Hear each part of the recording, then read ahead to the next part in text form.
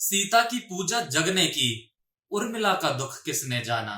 उर्मिला ने जो सहा शायद ही आज कोई स्त्री ऐसा कर पाए।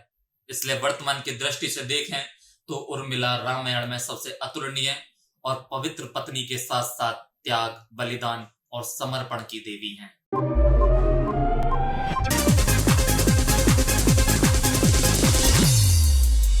रामायण के अभी इतने रहस्य अनजाने हैं जिनकी कल्पना करना भी हमारे लिए मुश्किल होता है।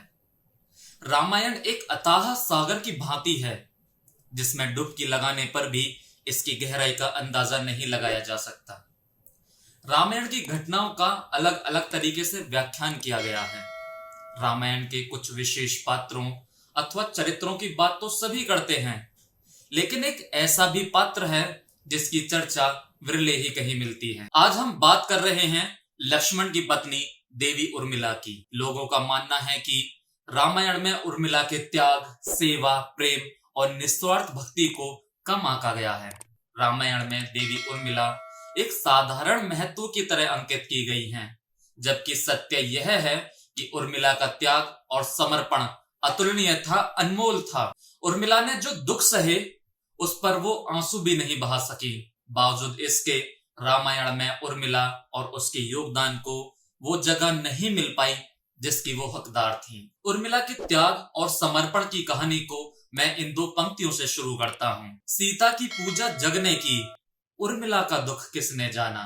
राजा जनक की असीम सुंदरी कन्या और महाराज दशरथ की पुत्र वधू देवी उर्मिला माता सीता की ही छोटी बहन थी। उनका विवाह भगवान राम के अनुज लक्ष्मण के साथ हुआ था।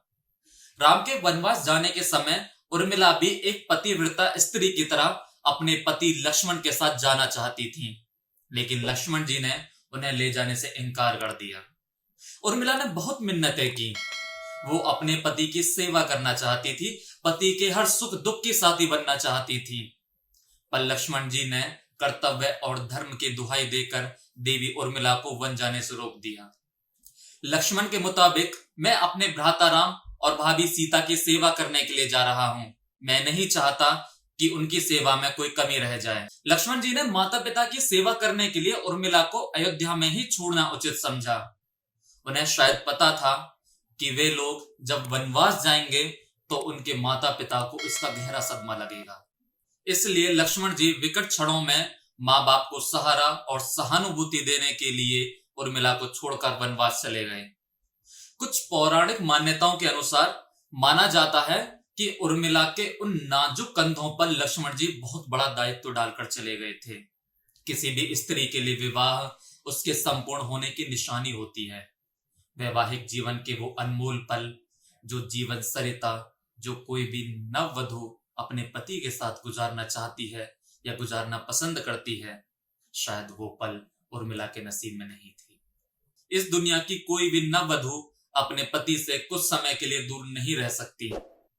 देवी उर्मिला अपने पति से एक नहीं, दो नहीं, बल्कि पूरे 14 साल अलग रही। भला किसी नवविवाहित स्त्री के लिए इससे बड़ा त्याग और समर्पण क्या हो सकता है।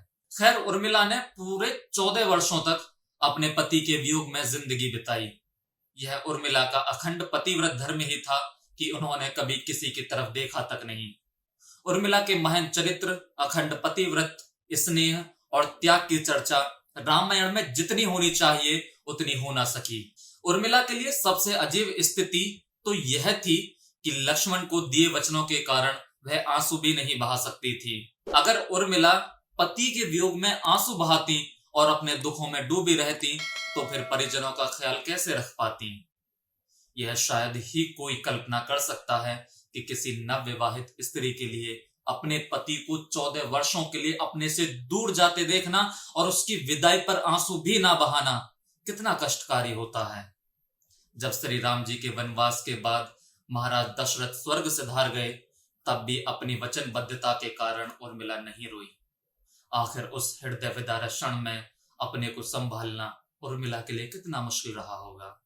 हालांकि महाराज जनक अपनी पुत्री को मायके अर्थात मिथिला ले जाना चाहते थे ताकि मां और सखियों के बीच में उर्मिला के पति वियोग का दुख कुछ कम हो सके, लेकिन उर्मिला ने मिथिला जाने से साफ इनकार कर दिया। उर्मिला के मुताबिक अब पति के परिजनों के साथ रहना और दुखों में उनका साथ न छोड़ना ही उनका धर्म है। इसलिए इतने सारे त्याग, बलिदान और कष्ट सहने के बावजूद भी वचनों में बंधी देवी उर्मिला रामायण में नेपथ्य ही रही। उर्मिला ने जो सहा शायद ही आज कोई स्त्री ऐसा कर पाए। इसलिए वर्तमान की दृष्टि से देखें तो उर्मिला रामायण में सबसे अतुलनीय और पवित्र पत्नी के साथ साथ त्याग, बलिदान और समर्पण की देवी हैं।